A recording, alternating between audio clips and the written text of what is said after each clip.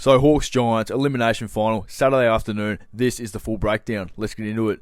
G'day guys, ET here with another video. Now, the best time of the year, the finals. We've gone over everything Hawthorn versus Giants. We've gone over recent form, matchups, injuries, ins and outs, pretty much everything. So let's get into it. Now let's look at recent form between these two sides. So we're going to verse each other once earlier in the year. That was round 4 when Hawthorn still had Will Day. Hawks got the job done in Tassie by 2 goals in a really windy, horrible weather type game. But back in 2024, we versed each other twice, going 1-1. So Hawthorn by 6 and the Giants by 2 in the last matchup of the last season.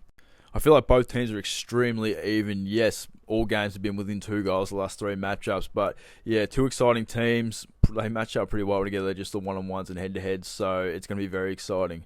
First, let's go over the injuries and ins and outs. So for the Giants, Hogan, Kelly and Stringer are currently injured, or at least didn't play in the last round of this season. I'm pretty sure most of them are going to be back in.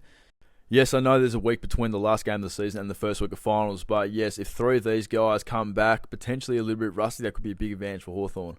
Hawthorn actually currently don't have too many injuries to important players. Obviously, Will Day's out for the season, but other than that, we have Weddle coming back into the VFL this week, and assuming he's going to play in this game. Also, Morrison is most likely going to come back. So other than Will Day, Hawthorn are pretty much injury-free at this point. And I feel like with these injuries coming back, there's some big calls to be made at selection this week. And I'm going to make a controversial call, and I'm going to give you my ins and outs. So ins, Weddle obviously is one of our best players at his best. Worst case, I just thought of this today actually. I put this video off by an extra day just to think of maybe a few ideas and a few things I might have missed. But Weddle as the sub, it's not a bad call at all, especially if we're playing 4 tools up forward and we sub one of those guys out.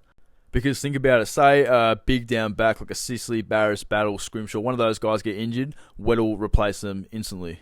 If we play 3 or 4 tools, let's say we just play 3, one gets injured, Weddle can go up forward and fill a role there. And if he's a sub coming off the bench, going straight on the wing, for example, he's going to have fresh legs and he's going to absolutely cook everyone in the midfield with his pace. So I think Weddle as a sub, especially if we don't plan on playing him a full game, I actually think it's a decent call, especially if it's going to be made at half-time. Next is Harry Morrison. He's an automatic in. He's been one of the most consistent players all year, having a career best year, and has been playing great on the wing, arguably better than Massimo D'Ambrosio this year, who was in the All-Australian squad last year. So Harry Morrison is a definite in. Now, a controversial call. I think we have to bring in another midfielder, and that is either going to be Cam McKenzie or Sam Butler. Mainly because, for example, let's say Newcombe or Dylan Moore goes out early in the game and we're a midfielder down already. It's not going to be good. I think if that happens in the first quarter, we automatically lose this game. So an extra midfielder is an absolute must, in my opinion. Now, Cam McKenzie, in our last meeting in round 4, had 30 touches. He was the 3rd highest rated player on the ground that day.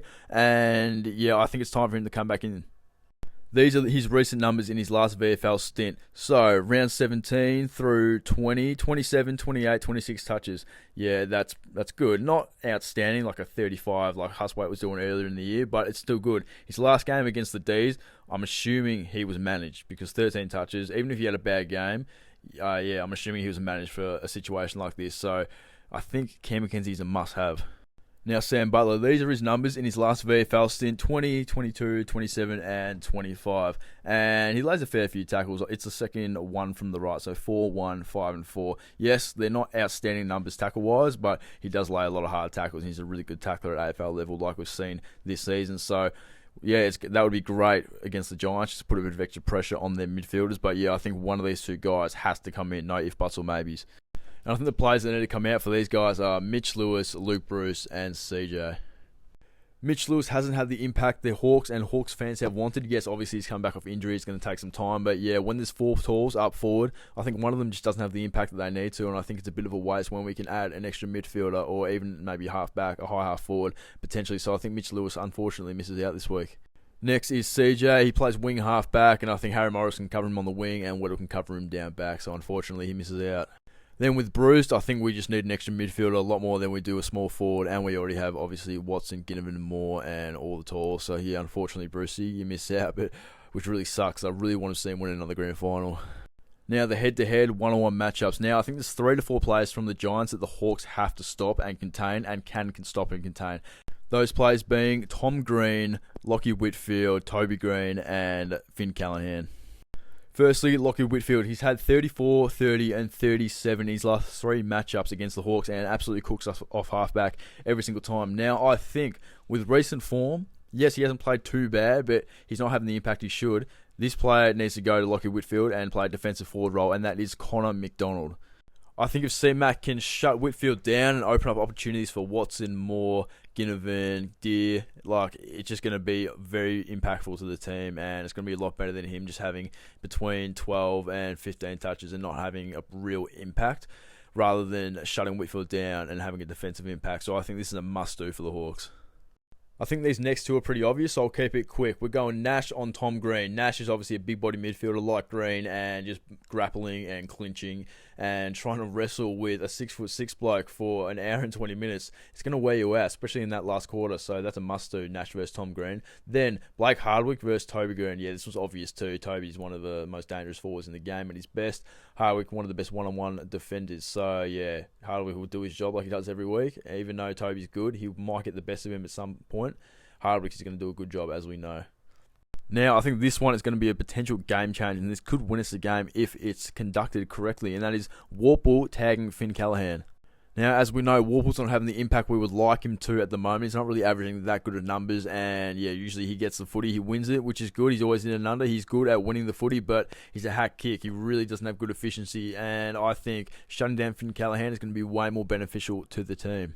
Also with that, if we're bringing in an extra midfield, especially a Sam Butler or a Cam McKenzie, then I think Warple has the license almost to have less than 15 touches if he's shutting down Callaghan. Because last time we versed the Giants in round 4, Finn McGuinness shut down Finn Callaghan, and Finn really didn't have an impact. That's Finn Callaghan didn't have an impact. Finn McGuinness had one of his career best games. He had 25 touches that game. So yeah, I think that's a must do, and I think that could potentially win us the game, like I said, if we do it correctly. So my final prediction on this game, Hawthorn are not winning by any more than 6 points. It's going to be tight. It's going to be a low-scoring game, and I think if the weather isn't too good, then yeah, we could definitely see a game with a maximum of 10 goals per side scored. Thank you for watching. Comment down below your thoughts and predictions on this game. Did I get it right? Did I get the head-to-heads right? Comment down below. I'm really curious to see what you guys have to say.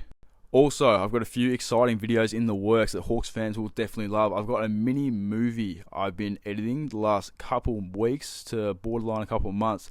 It's pretty much more of a mid to end season sort of not documentary, but mini movie, I would say, like a short film. And I think every Hawthorn fan that's obsessed with the Hawks is going to absolutely love it. So please subscribe if you're keen on seeing that, because trust me, it's going to be a really good one.